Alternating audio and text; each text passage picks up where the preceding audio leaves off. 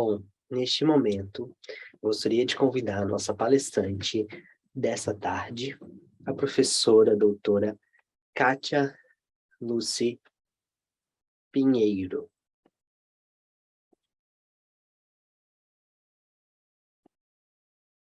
Ela vai proferir a palestra no nosso 7º Congresso de Pesquisa, Congresso Nacional de Pesquisas em Tradução e Interpretação de Libras, Língua Portuguesa. A sua palestra é intitulada Políticas Linguísticas e suas Implementações nas Instituições do Brasil. O tradutor e intérprete surdo intramodal e interlingual de línguas de sinais de conferência. Por favor, professora Kátia. A professora Kátia Lucy Pinheiro, professora doutora, adjunta da Universidade Federal do Ceará. Colabora no Inventário da Língua Brasileira de Sinais na região de Fortaleza, Ceará. É doutora pelo Programa de Pós-Graduação em Tradução da Universidade Federal de Santa Catarina. E é intérprete de língua portuguesa e Libras.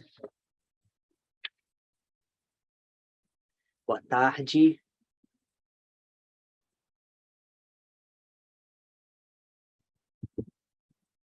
Boa tarde a todos e todas. Bom, como a Letícia já me apresentou e já falou o tema da minha palestra. Bom, eu gostaria de inicialmente agradecer o convite da professora Ronice, professora Mariane e professora Rachel, para que eu pudesse estar e trazer esse tema relacionado a uma pesquisa que eu desenvolvi na minha tese de doutorado. É uma possibilidade agora de brevemente comentar alguns aspectos do que eu trabalhei na tese, e vocês têm a tese disponível para poder se aprofundar e conhecer um pouco melhor. A minha orientadora de doutorado foi a professora Ronice Miner de Quadros. Eu estou muito feliz de poder compartilhar com vocês esse tema no Congresso sobre a prática e atividade profissional de tradutores e intérpretes surdos. Nós temos uma gama de experiências relacionadas aos intérpretes ouvintes, porém, há um questionamento muito frequente a respeito da participação de surdos na atividade de tradução e interpretação. E é isso que gera meu interesse em poder conhecer mais, entender melhor a respeito dessa prática. E isso, de alguma maneira, contribuiu também para que eu pudesse pensar a respeito desses aspectos, desses conceitos relacionados à atividade do tradutor e intérprete surdo. Diante disso, é importante nós olharmos as políticas linguísticas e qual é a relação dessas políticas linguísticas na atividade do tradutor e intérprete surdo.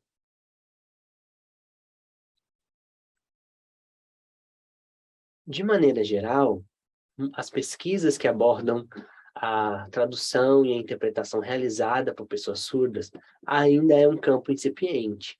Eu espero que após essa palestra, muitas pessoas se motivem a poder entender melhor essa atividade e pesquisá-la com mais aprofundamento.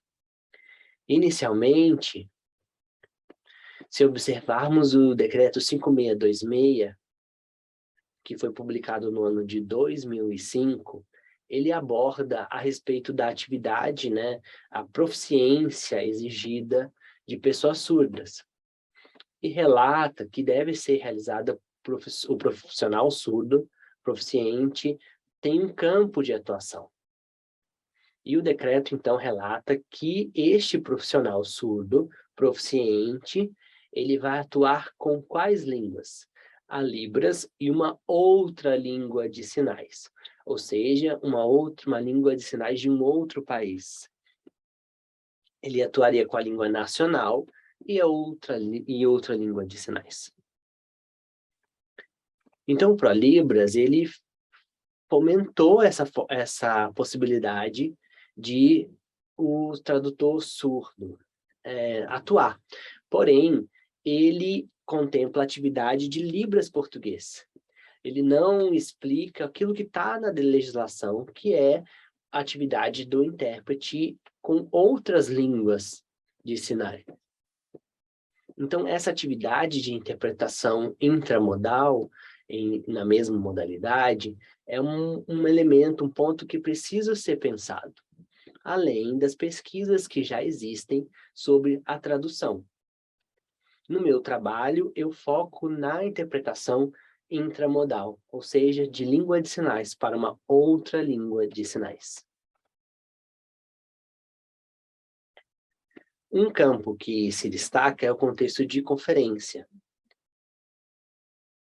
Em 2010, nós tivemos a Conferência DEF Academics, que possibilitou a presença de muitos surdos, discutindo políticas, e isso trouxe um impacto significativo também na presença de intérpretes surdos. Então, eu me motivei a pensar nesses contextos a partir dessa situação.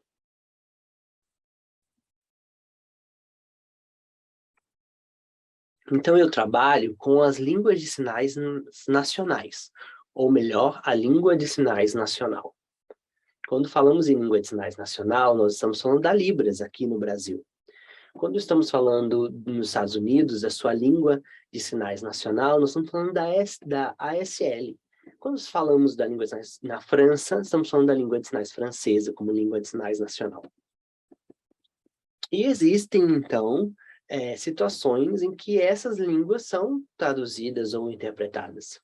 Em muitos casos, a língua de sinais que é realizada não é uma língua de sinais nacional, é o que podemos chamar de sinais internacionais. Então, de uma língua de sinais nacional para a interpretação realizada para sinais internacionais. Um dos autores que eu uso na minha pesquisa é o Wood Holt. Ele apresenta que as línguas de sinais nacionais são políticas linguísticas que dependem muitas vezes da legislação para reconhecê-las quanto língua e então criar políticas linguísticas. Porém, quando falamos de uma língua de sinais internacional, nós não estamos falando especificamente de uma língua com um espaço geográfico. E aí, como o Christian Hartmann nos apresentou na segunda-feira, ela pode ser chamada, né, de uma língua de sinais internacional, e eu uso a sigla proposta por ele e a professora Ronice, INST-SL. Eu usava LSI, mas que pode ser confundido com o nome de outras línguas de sinais. Eu opto, então, a partir de agora, de usar a nomenclatura proposta e apresentada pelo professor Christian Hartmann. Quando estamos falando da política linguística, ela tem uma relação com a atividade da interpretação de língua de sinais, e na minha pesquisa eu pude observar 7 categorias que demonstram esses aspectos. Estão ligadas tanto à competência linguística, à formação, o perfil profissional, às atitudes, às legislações e à remuneração, além das políticas linguísticas, né? Tudo isso na esfera de conferência. E o problema de pesquisa é observar como essas políticas linguísticas contemplam, então, o intérprete surdo, que atua com a Libras e uma outra língua de sinais.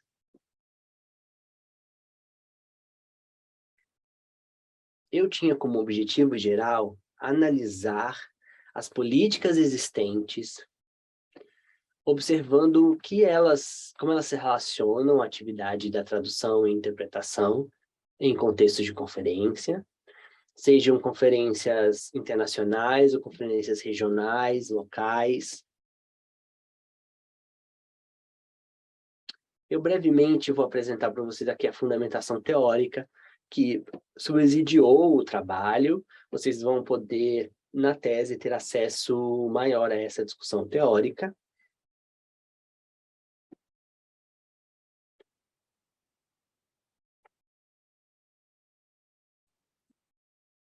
E pensando nesta base sobre políticas linguísticas, e relacionando as políticas linguísticas às línguas de sinais, nós podemos entender que a política linguística é um espaço amplo e que ela se relaciona ou traz reflexões a partir das línguas. Existem aspectos sociais que influenciam, existem aspectos relacionados à participação social enquanto cidadão, e existem aspectos relacionados à língua. E tanto os aspectos sociais como linguísticos se relacionam e se integram um ao outro. E quando nós estamos falando sobre esses aspectos social nas línguas de sinais, nós estamos falando sobre a comunidade surda. E quando nós estamos falando sobre cidadania, cidadão, nós estamos falando sobre a pessoa surda. Então, essa pessoa surda, utilizando uma língua sinalizada num determinado país. E aí, se falarmos do contexto brasileiro, nós estamos falando da Libras. Se falarmos do contexto europeu, nós vamos falar de tantas línguas de sinais naquele continente. A participação de uma pessoa surda em um outro local, um local geográfico não nacional, exige a participação de um intérprete. E esse intérprete pode ser uma pessoa surda. Raja Gopala, em 2013, vai dizer que a política linguística ela tem o intuito de conduzir ações concretas com interesses políticos e que importam para o povo de uma nação, de um estado ou ainda, né, nas instâncias transnacionais.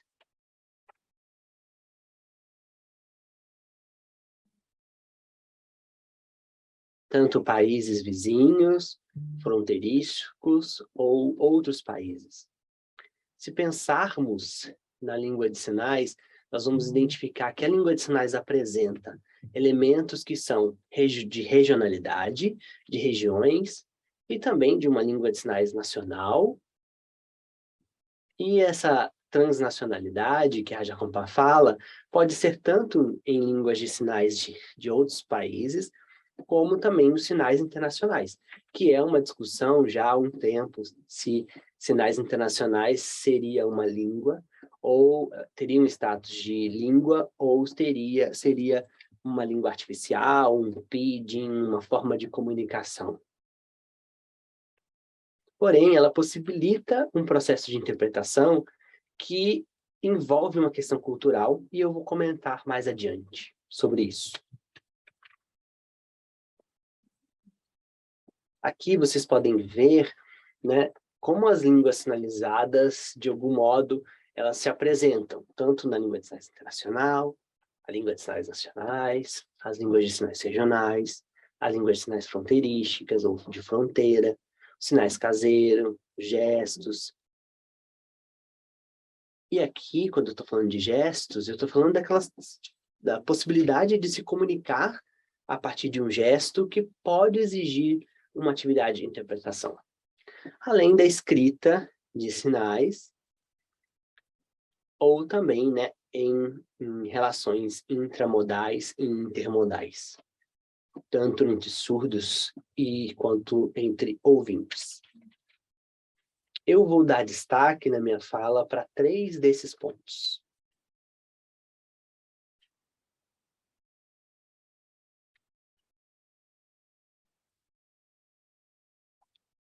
Munier,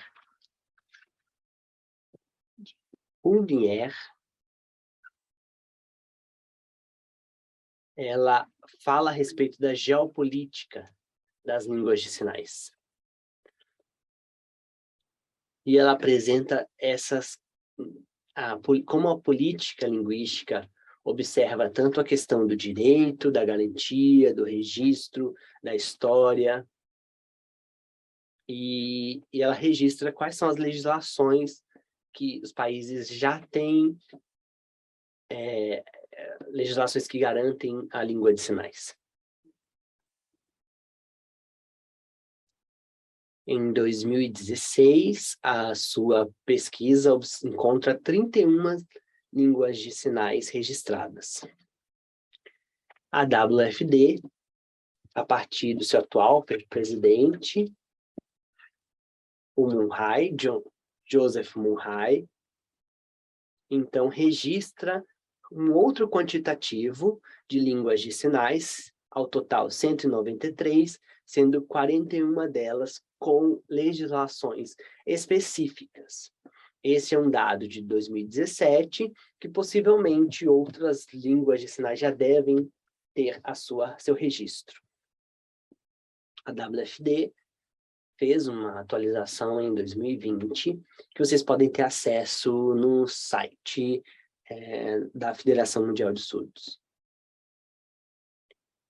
Em verde, no gráfico, são as famílias dessas línguas. Em cinza também há um estudo e é uma possibilidade de continuarmos refletindo a respeito da origem dessas línguas.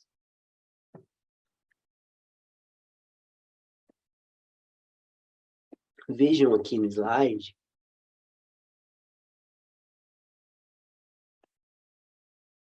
eu fiz uma cartografia que pudesse me ajudar a analisar. Porém, eu tentei observá-la a partir do olhar da política linguística, identificando quais são as famílias dessas línguas de sinais. Eu não vou aprofundar aqui, mas vocês podem, através da tese, observar também essas características. Trazendo para o contexto latino-americano, nós vamos ter 9 países com uma legislação. Nós temos um país apenas, que é a Argentina, que não tem uma legislação específica. Atualmente, há um movimento para o reconhecimento legal da língua de sinais argentina, e os outros países já possuem legislação a partir da Constituição, ou uma legislação específica, ou um decreto que possibilita esse reconhecimento da língua de sinais.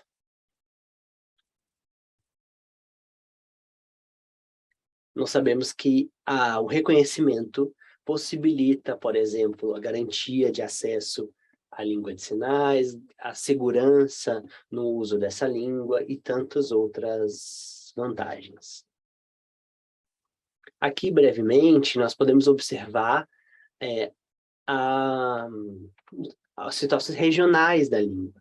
Essa é uma atualização que foi feita a partir da Diná Silva, que apresenta essa atualização sobre as línguas regionais de sinais, como línguas de fronteiras, por exemplo, no Uruguai, que não tem línguas, não tem escola de surdos, mas muitos surdos do Uruguai vêm para o Brasil estudar na escola de surdos de fronteira. E aí, então, eles aprendem tanto Libras como LSU, e aí, então, se forma o Libras Sul. Libra ao Sul. Tem outros países de fronteira, como Venezuela, Bolívia, que aí podemos aprofundar e estudar mais a esse respeito. Quando falamos sobre sinais internacionais, nós podemos observar, e o Christian Hartmann apresentou segunda-feira muito mais outros aspectos, mas em 1835, em uma homenagem a Lepé, onde várias nações usavam várias línguas de sinais, há um registro já da presença dos sinais internacionais. Então, há um registro de aproximadamente 300 anos de uso dos sinais internacionais, sendo o mesmo, mudando as palavras. Ele já foi nomeado de diversas formas, como vocês podem ver no slide: língua de sinais universal, gestos internacionais, gestuno, Há muita discussão a respeito da nomenclatura, porém o uso já é muito recorrente há mais de 300 anos.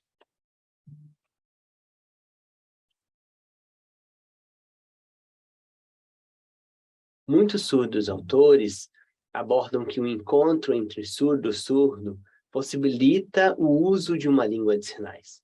O encontro, que é também visual, entre um surdo, possibilita a criação de uma língua. Então, mesmo em que o meu interlocutor não use a minha língua de sinais, eu consigo me comunicar a partir dessa língua. Porém, existe um aspecto linguístico que é a questão do território. Quando nós estamos falando do Brasil, nós falamos da Libras a partir do território brasileiro. Porém, onde estaria esse território dos sinais internacional? Eu diria que a gente pode imaginar que é como seria o futuro, onde nós não temos mais carros terrestres, mas carros que andam pelos ares, ou seja, não há mais um território em um determinado local de um estado geográfico, mas os sinais internacionais contemplam um espaço maior, uma espacialidade que não é definida pelas fronteiras de um estado geográfico. Falando agora sobre políticas linguísticas, quando a gente pensa em sinais internacionais e outras línguas de sinais, como funciona, então, o trabalho do tradutor-intérprete nesse contexto? O intérprete de línguas intermodais, a gente pode pensar que existe as modalidades de língua, línguas sinalizadas ou línguas faladas, e existe a interpretação entre diferentes modalidades de língua. Mas quando a gente pensa em línguas da mesma modalidade, a gente fala que é uma interpretação, tradução intramodal. Mas como são línguas diferentes, interlingual.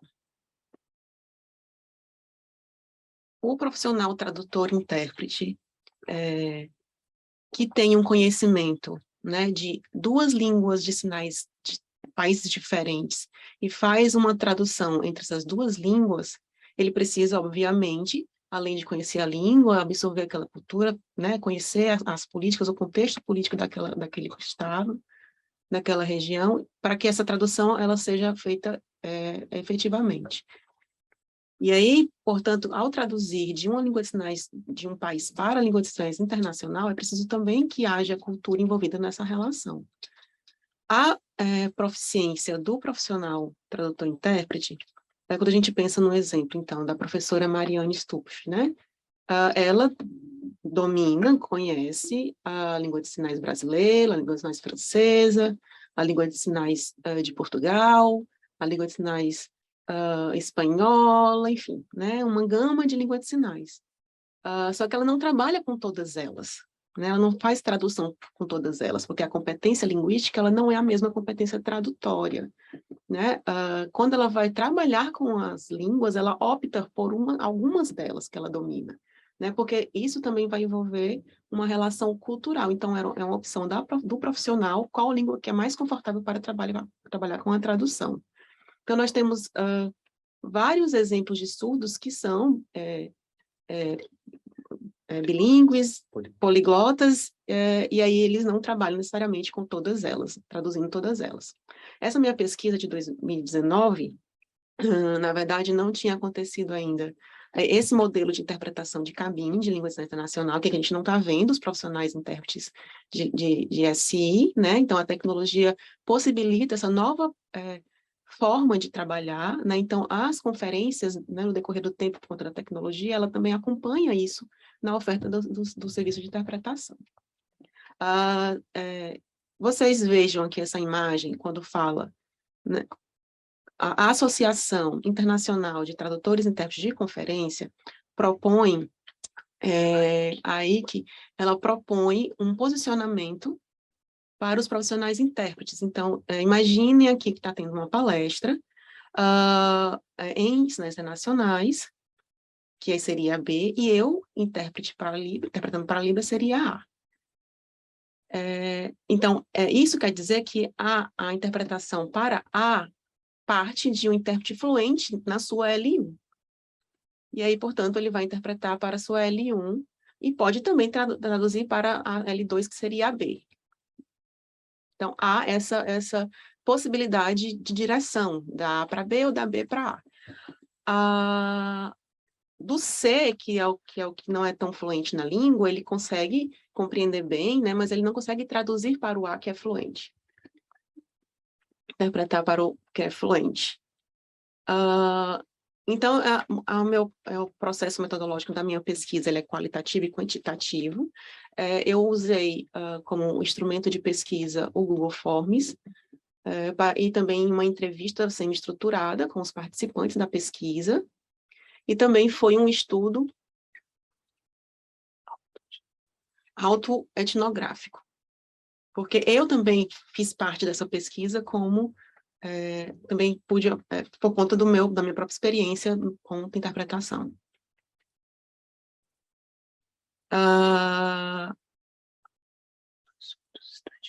No meu grupo de participantes da pesquisa haviam surdos também estrangeiros, além de surdos brasileiros, eram 2 deles, e no levantamento eu consegui fazer uma entrevista com uma amostra de 31 surdos, mas como eu participei da pesquisa também como uma pessoa que tinha experiência na interpretação, mas não estou contando comigo, então são 30 pessoas no total, fora eu. A entrevista foram feitas 3 presencialmente e 27 pelo Google Forms.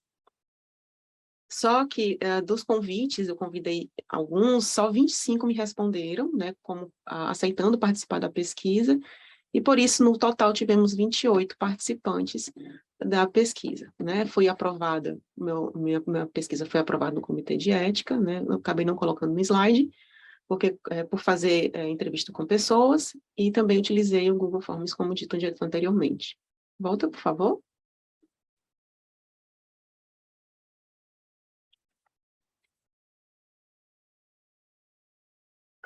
Observem no finalzinho do slide, a minha coleta, o meu corpus de pesquisa, que eu utilizei o Google Forms, fiz uma entrevista estruturada, tudo isso eu consegui fazer uma categorização para, em seguida, fazer a análise dos dados.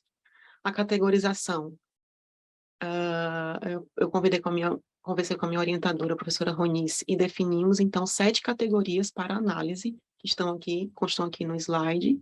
Não vou poder apresentá-las todas aqui, né? Eu selecionei algumas para apresentar, mas se vocês tiverem interesse em se aprofundar, vocês podem, então, ir em busca da minha tese, que está disponível. Eu analisei a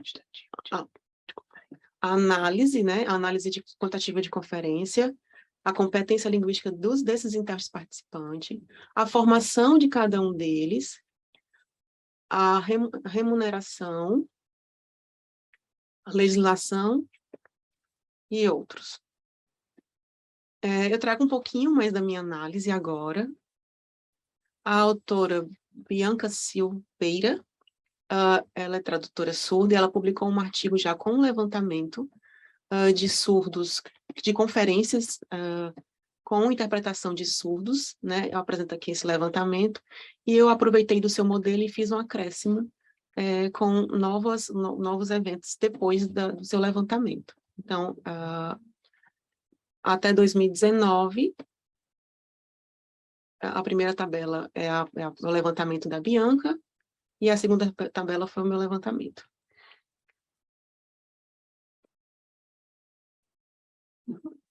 Os países que mais constavam, né, as línguas que mais aconteciam nessas interpretações era a ASL, a língua de sinais da Venezuela, da Argentina, a língua de sinais alemã, a língua de sinais colombiana.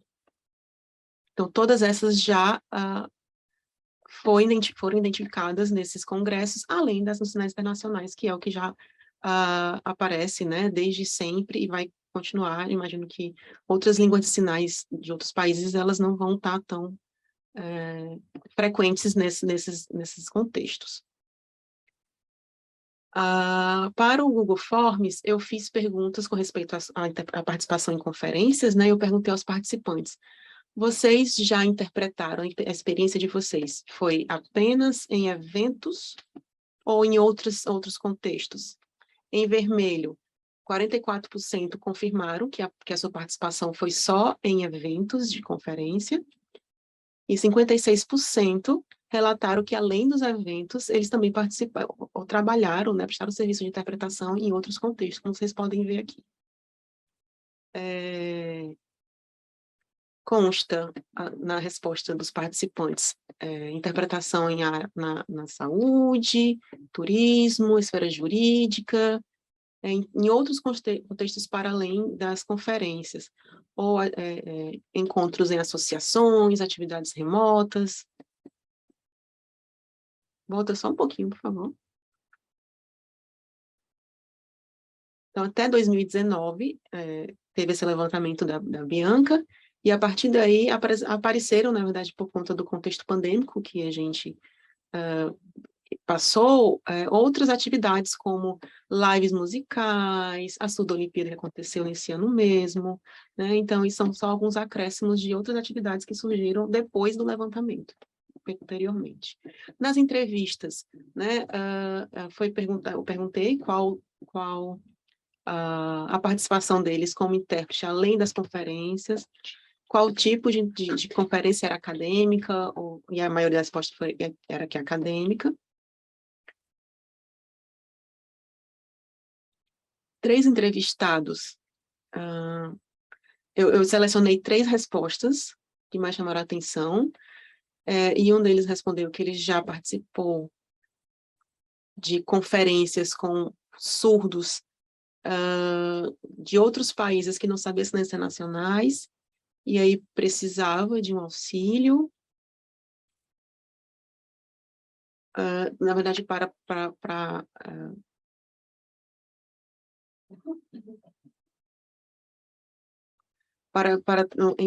enviar trabalhos para congressos internacionais, foi preciso enviar um vídeo, resumo em internacionais que a pessoa não sabia. Então, ela solicitou esse intérprete que fizesse a tradução, e a partir daí ela enviaria o seu trabalho.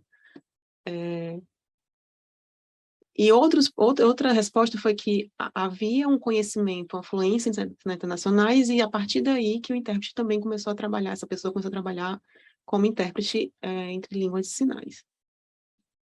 Outro disse que aconteceu de não saber outras línguas orais, como inglês e espanhol, e foi solicitado que fizesse a tradução, né, entre língua oral e língua sinalizada. Outro respondeu que, por trabalhar na FENEIS, né,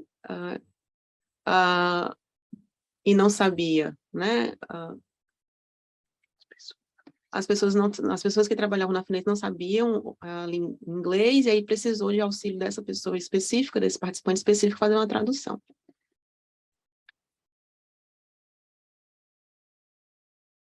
E se nós observarmos, né, as pessoas muitas vezes acham que ser bilíngue é sinônimo de ser intérprete. E nós sabemos que exigem competências específicas à atividade de interpretação. Para esclarecer a vocês, Goldfield apresenta que o bilíngue, ele utiliza a sua língua, e muitas vezes pode ser uma língua L1, pode ser um surdo que utiliza Libras, e isso L2 pode ser uma modalidade escrita. Ancorado nisso, por exemplo, no meu Google Forms eu cometi um equívoco ao perguntar aos surdos seriam a sua L1. Nas respostas em que eu tive, eu perguntei qual a sua L2, mas a L2 deles poderiam ser escritos. A maioria me respondeu qual era a sua terceira língua, sua segunda e terceira língua. E eles poderiam ter respondido que a L2 seria uma língua escrita. Mas aqui nós temos as respostas que eles encaminharam.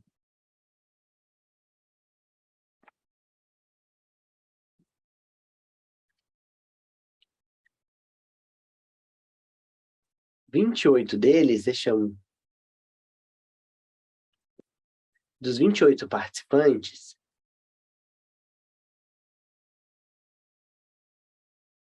26 são brasileiros e 2 são estrangeiros, um americano e uma pessoa alemã. Nas respostas, a gente pôde observar nos brasileiros que tinham a Libras como L1 e os estrangeiros a língua de sinais americana ou a língua de sinais alemã. Mas alguns relataram que a sua L1 seria uma língua de sinais caseira, utilizada dentro de casa, e a sua L2 seria Libras. Alguns responderam, por exemplo, que o português era a sua L2, porque entendiam L2 como uma língua escrita. E eles não entenderam que a língua que era perguntada exatamente nesse momento, era a sua língua de trabalho. Alguns responderam essas línguas de sinais caseiras, L2 como a Libras como L2. Outros responderam sinais internacionais, língua de sinais francesa, língua de sinais argentina. Outros responderam com L3 sinais internacionais. Nós temos L2 também como sinais internacionais, espanhol como L3.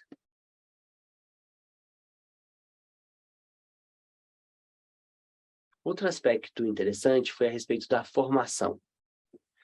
Nós perguntamos, você já fez algum curso de formação? E em vermelho, vocês vão observar que 24% respondeu que sim. E 76% respondeu que não. Desses 24% que já fizeram um curso, qual era o curso realizado por eles? E aí nós temos vários cursos.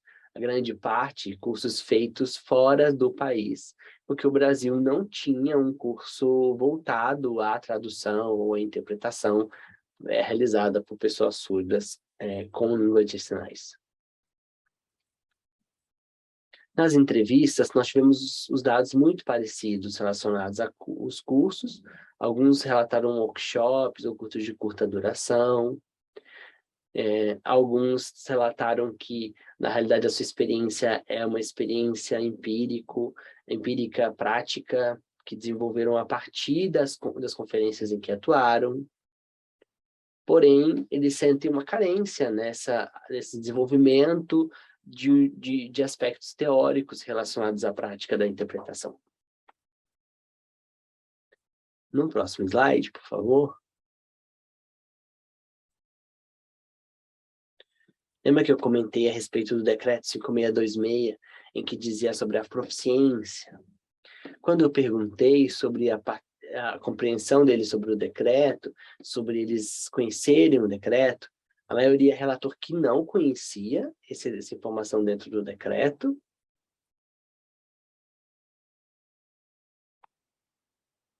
Vinte deles, nós perguntamos,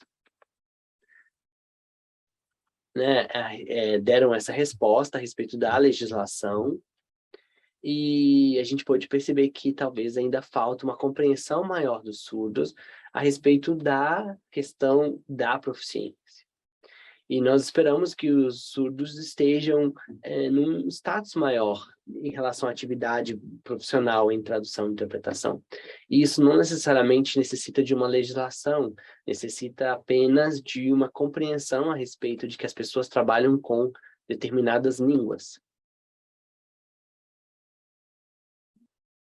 Ainda a respeito da legislação, a gente pôde observar dos 28 participantes se eles tinham, por exemplo, o certificado de proficiência. E aí, contemplando o que Ferreira aborda na sua pesquisa de mestrado, sobre as certificações de português e Libras, ele identifica quem são esses sujeitos e as 109 certificações que já foram oferecidas aos intérpretes. E nós perguntamos a respeito de terem certificação, então 65% respondeu que gostaria de ter feito um ProLibras, por exemplo, uma proficiência, que possibilitasse ter uma certificação de interpretação intramodal. Recentemente, conversamos com a ASLE e a WFD da possibilidade de intérpretes brasileiros serem certificados por essas duas instituições, atuando com sinais internacionais e outras línguas. Das 7 categorias de análise, eu gostaria de comentar algumas delas que estão referenciadas nos nossos resultados.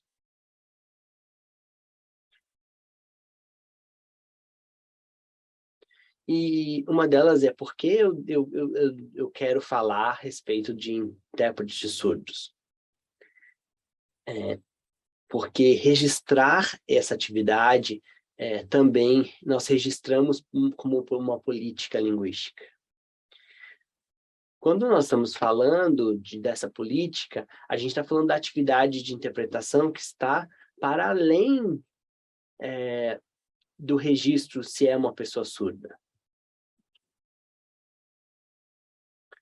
Nós estamos falando da língua de trabalho. E aí nós temos diversas línguas, né?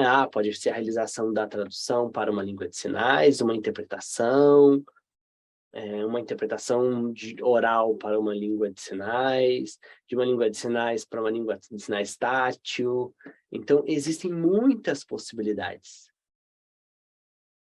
E possibilidades que é importante que vocês conheçam.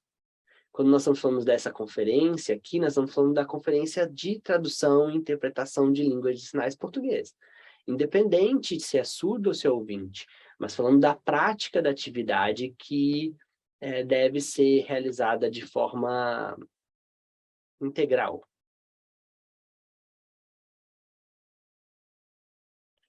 Então, qual é a função do tradutor e intérprete surdo? Ele pode trabalhar com tradução intermodal, intramodal, ele pode trabalhar com interpretação tátil. Diversos campos de trabalho se apresentam para a função dos tradutores e intérpretes. Muitos comentaram a respeito também de práticas intermodais. Eu até esqueci de comentar, que um dos participantes ele relatou que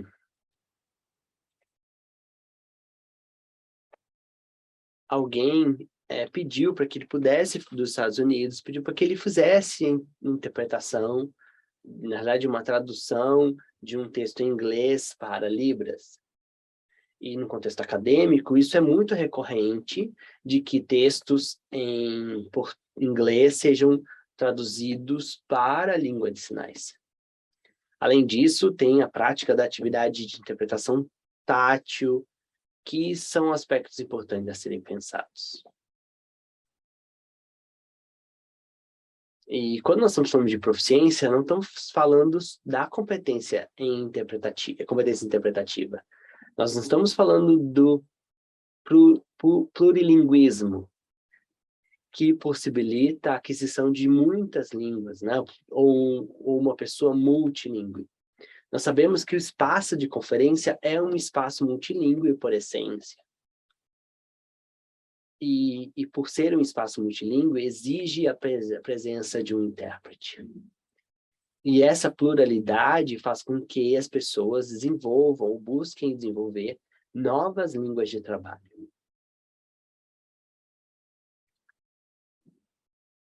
Antigamente eu pensava na forma que hoje eu já penso de forma diferente. Muitas vezes a gente falava, é preciso ter uma legislação que garanta de determinar a língua de sinais internacional, a língua de sinais tátil, para que aí então a gente possa ter uma formação logo, um curso com o mesmo status que o bacharelado, com um determinado currículo, porque o curso que nós temos hoje, a gente sabe que ele é voltado para pessoas ouvintes. O perfil é importante pensar talvez um perfil que seja um perfil generalista, que possibilite uma formação do bacharelado, tanto pessoas surdas, quanto pessoas que vão trabalhar com interpretação e outras práticas de atividade. Se nós pensarmos no curso de bacharelado que nós temos no Brasil, quantos surdos já são formados em bacharelado? Nós temos em torno de 10 pessoas que já fizeram essa formação, surdas, pessoas surdas, né? E mais 10 que estão estudando. Porém, há surdos que podem e procuram essa formação, porém, muitas vezes essa formação é voltada para um público ouvinte. Então, há necessidade de implementarmos novas formações. Observem ali a terceira coluna, que é uma coluna da classificação ou extensão. Existem cursos relacionados à extensão, cursos de curta duração, existem formações técnicas e existe a formação nível superior, como, por exemplo, o caso do bacharelado. Além de especializações, que a pós-graduação possibilita ter outros certificados que complementam a atividade prática profissional, como estão nomeados aqui para vocês. E há, por exemplo, a interpretação em contextos de mídia que são realizadas, ou interpretações que constam com o uso de tecnologias.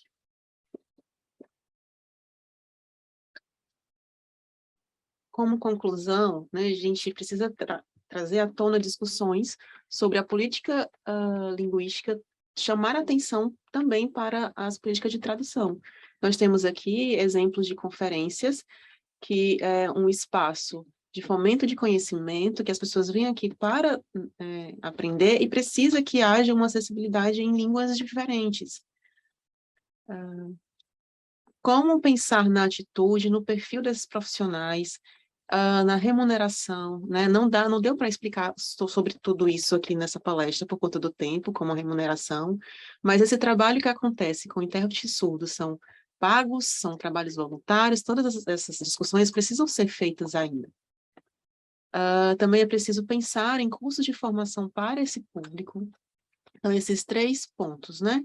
O aperfeiçoamento profissional, técnico, cursos de aperfeiçoamento, cursos técnicos e superiores, eles precisam ser repensados e ser ofertados para esse público. Possibilitar certificações, né, como a proposta do AIC. Pensar numa parceria com o INEP, que é responsável pela avaliação, né, no MEC. Então, pensar em parcerias com as universidades para avaliar esses profissionais e certificá-los é uma possibilidade necessária, precisa ser pensada hoje em dia. Projetos de leis também devem ser discutidos para que as universidades, em parcerias com a INEP, também façam, né, organizem esses exames. Nós temos agora um projeto que já está tramitando, que fala sobre também a formação, a certificação desses profissionais. Eu, quanto profissional, tradutor-intérprete, né, preciso que, além das 2 línguas de trabalho, eu preciso conhecer e dominar outras línguas. Conheço, domino português, a Libras, as internacionais e outras línguas, porque isso é necessário para que o trabalho aconteça de forma plena. Sobre a competência linguística, né, conhecer muitas línguas, dominar muitas línguas, não faz o profissional intérprete de todas elas, né? É preciso que ele vai optar por trabalhar com algumas específicas, porque não há possibilidade do intérprete, tradutor, conseguir traduzir e interpretar todas as línguas que ele conheça, que ele domine. Esses são o referencial. E aí, para concluir, isso, nas internacionais é uma língua, uma afirmação, e o referencial teórico apresentado. Agradeço a todos, esse é meu e-mail para contato. Se alguém também quiser ter acesso à minha tese, está disponível no site.